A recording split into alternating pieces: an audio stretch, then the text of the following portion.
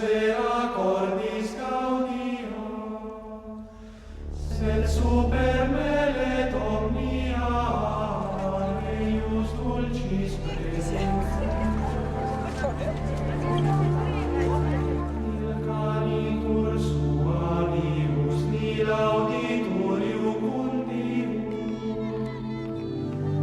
il cogitatur dulcius, suam Iesus Dei Filius.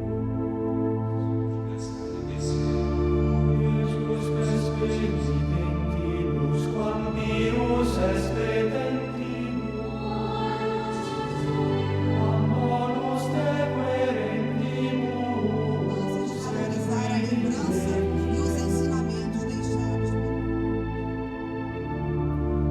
nec lingua valet dicere, nec littera exprimere, expertus potes credere, quid sit Iesus.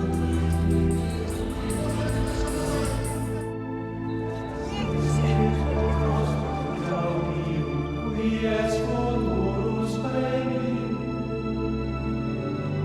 sit nostra inde gloria.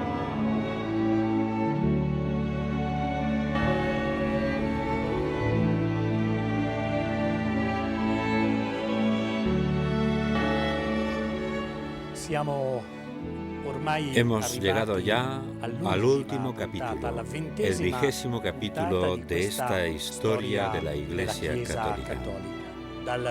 Desde aquel anuncio que el arcángel Gabriel hizo a la Virgen María, el anuncio de que había sido la elegida como Madre del Señor, el Señor de la historia, hemos llegado a los últimos tiempos, a narrar aquello que ha sucedido en este último siglo de historia. Hemos dispuesto de poco tiempo y sobre algunos temas hemos tenido que resumir.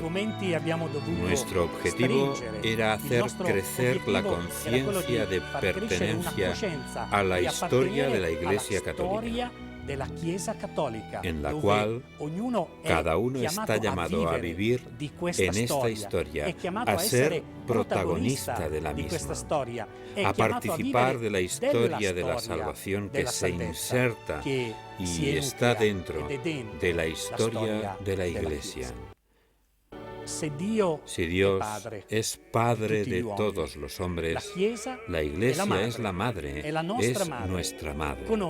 Conocerla, profundizar, saber cuál es nuestro recorrido, creo que nos convierte en cristianos y católicos adultos, capaces de caminar con la cabeza bien alta, que saben decir de verdad a los demás dónde han nacido y cuál es el seno dentro del cual son generados continuamente. En estos 20 capítulos nos hemos encontrado con muchos personajes, hombres y mujeres. Hemos encontrado muchos católicos que han gastado su vida y podemos todavía escuchar aquel grito, aquellas palabras acertadísimas de Juan Pablo II. No tengáis miedo, abrid las puertas a Cristo. Podríamos decir, no tengáis miedo, conozcamos la historia de nuestra Iglesia. Es el año 1903. En el cielo vuelan los primeros dirigibles. En América, los hermanos Wright hacen volar el primer aeroplano. Henry Ford funda su fábrica de automóviles e irrumpe la era moderna en la vida cotidiana. En agosto de 1903, el Papa es Pío X. El patriarca de Venecia, cardenal Giuseppe Sarto, llega al solio pontificio tomando el nombre de Pío X. Una de las primeras tareas de Pío X será reorganizar la estructura de la Iglesia para enfrentarse a los desafíos de la modernidad, pero también para hacer frente a los desafíos teológicos, ya que precisamente durante su pontificado aparece el modernismo, que también aporta peticiones buenas.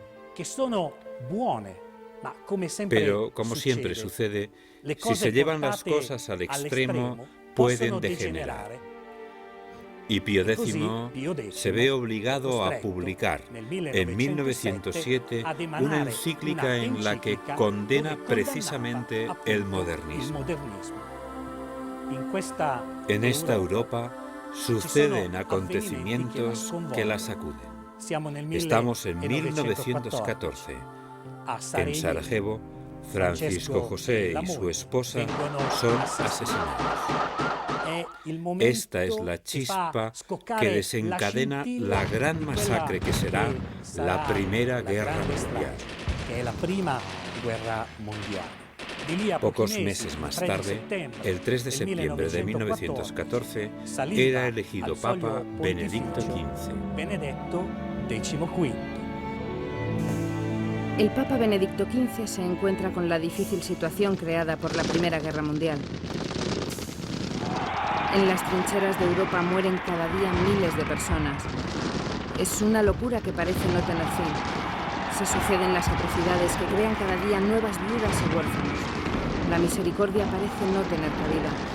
Entre el alambre de espinos y las trincheras se juega el destino de la civilización y las ideas. El Papa Benedicto XV declara a la Santa Sede neutral, pero neutralidad no significaba indiferencia respecto a lo que estaba sucediendo en los campos de batalla, donde son ya incontables los muertos por ambas partes. El Papa Benedicto XV exhorta a los católicos y a todos los que desean la paz entre los hombres para que trabajen porque finalice el conflicto que durará hasta el año 1918. En 1919 bendecirá la fundación del Partido de los Católicos, creado por don Luigi Sturzo, que trata de oponerse al naciente fascismo de Benito Mussolini. Este le obligará al exilio en Estados Unidos hasta la caída del fascismo. El Papa Benedicto XV no pudo terminar el programa que había comenzado. La muerte le llegó por sorpresa el 22 de enero de 1922. Aún así, había hecho mucho también por las misiones y había subrayado que eran un trabajo de toda la Iglesia. A la muerte de Benedicto XV no había quedado nada del poder de la Rusia de los zares. Se había instalado el poder de los soviets, una burocracia fuerte que trataba de difundir la ideología comunista a través del exterminio y la deportación de miles de personas. Un poder que trata de convertirse en un orden que ciertamente no es secundario tampoco para el nazismo. En este complejo escenario en el que el comunismo y el fascismo buscan la hegemonía del poder mundial, llega al trono de Pedro el Papa Pío XI, el día 12 de febrero de 1922.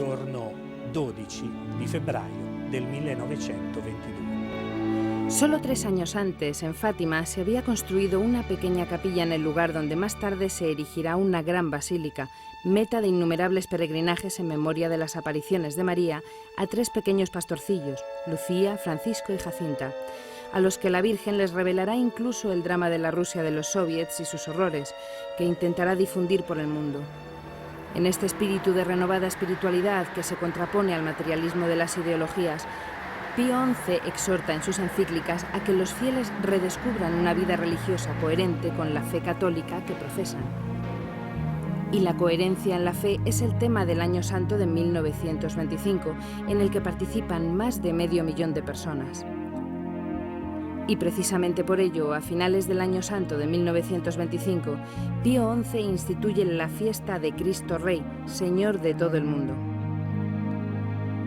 También Pío XI canoniza santos como Teresa de Lisieux, Roberto Bellarmino, Alberto Magno, Bernadette y Tomás Moro, así como Juan Bosco. Y siempre este mismo Papa instituye la Jornada Mundial de las Misiones, que desde entonces se celebra en el último domingo de octubre de cada año. Mientras tanto, en la Unión Soviética, la lucha contra los creyentes es despiadada. Masacres, deportaciones, cierre de iglesias. En realidad, se quería un hombre desarraigado de su propia historia, de las propias tradiciones. Pero nosotros sabemos que es imposible borrar del corazón del hombre el deseo de Dios que le empuja a hacerse las preguntas más profundas que un hombre puede hacerse. ¿Quién soy? ¿De dónde vengo? ¿Qué estoy haciendo? Aquellos años entre 1920 y 1930 se ven surcados por una gran crisis que afecta a toda la economía. En Alemania, los intentos de la izquierda de hacerse con el poder fracasan. Y en las masas desorientadas y atrapadas entre la crisis económica y la incapacidad de una real y democrática dirección política, la propuesta que hace la ideología nazi de una sociedad de elegidos encuentra terreno abonado. Hitler, como Mussolini, utiliza hábilmente la propaganda y crea la ilusión en la clase obrera de que son fuertes y poderosos. Manejando al pueblo, estas dos ideologías logran una obediencia ciega que fue utilizada en beneficio de los mismos grandes grupos industriales y financieros que habían favorecido su ascenso. Y en aquellos años oscuros para la humanidad conservaron y acrecentaron su fuerza, indiferentes, si no cómplices, del exterminio de millones de hebreos. Los nazis trituran muertos en los campos de exterminio. Los comunistas aniquilan poblaciones y asesinan a cientos de miles de disidentes en los gulags del norte de Rusia. La guerra, la Segunda Guerra Mundial, aún no había comenzado, pero todo hace presagiar la tragedia a la que se verá arrastrado todo el planeta. En Italia, Pío XI, a través de la Acción Católica, trata de dar una respuesta a la inquietud que surge en el mundo católico. En Francia, muchos intelectuales, entre ellos Jacques Maritain y su esposa Raisa, dedican sus energías a ello. La pregunta podemos formularla así: ¿pueden los católicos dar una respuesta adecuada a la crisis que está atravesando el mundo? Pero Pío XI tenía otro problema más que resolver, y este era regular a través de un concordato con Italia la cuestión del territorio vaticano, para lo cual el gobierno italiano tenía que reconocer la soberanía del sumo pontífice en su pequeño estado. El 11 de febrero de 1929, Mussolini y el cardenal Gasparri firman los Pactos Lateranenses. El Estado de la Ciudad del Vaticano tiene desde este momento pleno reconocimiento jurídico. 2 años antes de que terminase el pontificado de Pío XI, se leyó en todas las iglesias alemanas una encíclica del Papa que condenaba al régimen nazi. Era el 21 de marzo de 1937. En la encíclica se decía que ni raza ni pueblo pueden violar los derechos individuales de las personas. Fue una encíclica en la que se involucró de manera especial el entonces secretario de Estado, Eugenio Pacelli, que había sido nuncio en Alemania y que pronto será el Papa Pío XII, dirigiendo la Iglesia Católica durante toda la Segunda Guerra Mundial.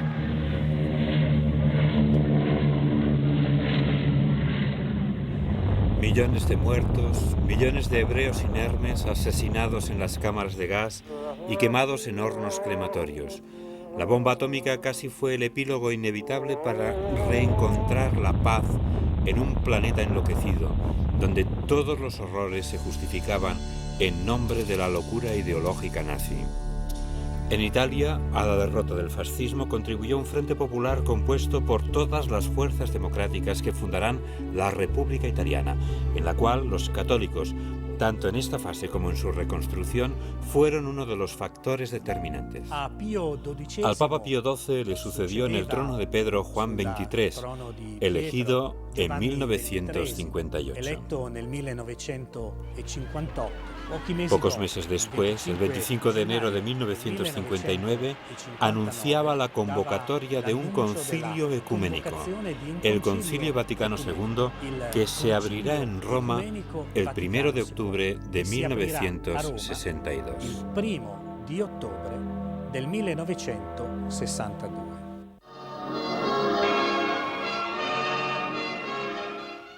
El 1 de octubre del año del Señor de 1962 se abre el Concilio Ecuménico Vaticano II. El Concilio Ecuménico es un órgano extraordinario de magisterio y gobierno que reúne solemnemente a todo el cuerpo episcopal de la Iglesia Católica bajo la presidencia y autoridad suprema del Pontífice de Roma. Junto a los pastores de las iglesias de reciente fundación, participan delegados de las comunidades cristianas más antiguas, que testimonian su larguísima historia con sus mismos ropajes. En el Concilio Vaticano II participaron 2.540 padres conciliares, procedentes de todo el mundo. La mayor participación que recuerda la historia de la Iglesia y la historia de los concilios de la Iglesia Católica. No era un concilio que tuviera que definir o condenar errores, sino un concilio que tenía que abrirse al mundo para posibilitar el diálogo con él, para que los hombres y las mujeres pudieran recibir de nuevo aquel anuncio que el Señor había dejado a su Iglesia.